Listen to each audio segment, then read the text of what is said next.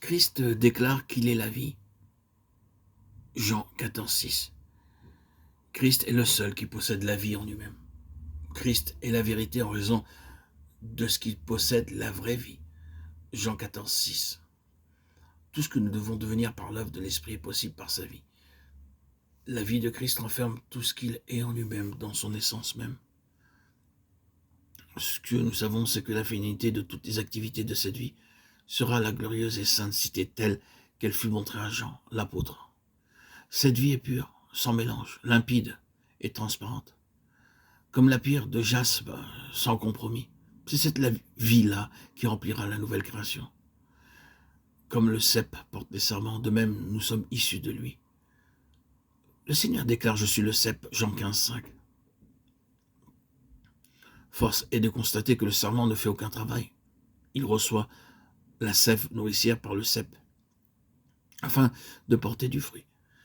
Cette parabole montre que Christ est celui qui pourvoit à tous nos besoins, pourvu que nous le laissions librement agir. Tout comme le serment doit connaître les mondages, de même, nous aussi, nous devons connaître la discipline et la correction du Saint-Esprit.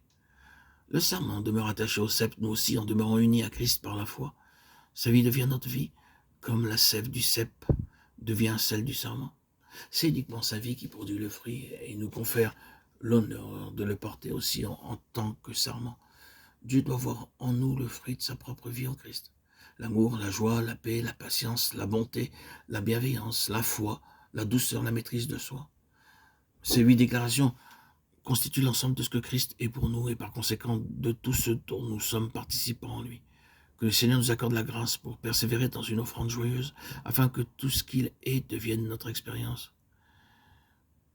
Le Seigneur nous fait participants du Saint-Esprit dans l'intention de nous apprendre avec patience et amour à marcher, à vivre et à être conduits par l'Esprit qui ont eu part au Saint-Esprit. Hébreux 6,4.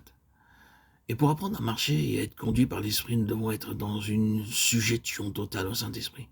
Notre être intérieur doit désirer ardemment une telle conduite. Si nous n'apprenons pas à marcher et à être conduits pas à pas par lui, nous commettrons des erreurs et essuierons des pertes. Au début de notre vie chrétienne, nous accomplissons beaucoup de services divers pour le Seigneur avec zèle. Seulement, nous n'avons aucune certitude que ce que nous faisons procède de Dieu. Nous travaillons sans témoignage intérieur de la volonté de Dieu. Il s'ensuit beaucoup de peine et pas de fruits réels. Nous avons à apprendre sous la conduite du Saint-Esprit et sous son contrôle à nous enquérir de ses plans. Enquérez-vous près de moi, touchant les choses à venir. Ésaïe 45,11.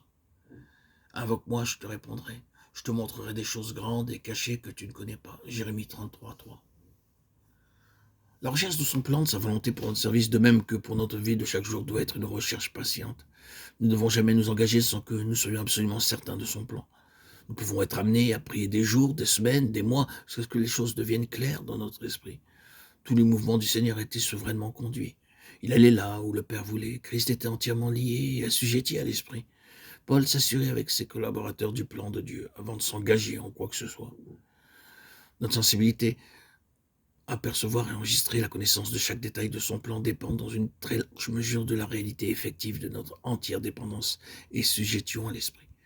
Plus il possède l'être intérieur et nos facultés, plus grande est notre sensibilité à entendre la voix spirituelle de Dieu, celle de la vie exprimant et définissant de plus en plus clairement ses pensées, ses besoins, ses intentions. La présence de l'Esprit de réaliser sa grande œuvre intérieure, à savoir la conformité au Fils de Dieu, car la finalité sera l'Église. L'œuvre des mains d'un artiste, Cantique des Cantiques, 7.2.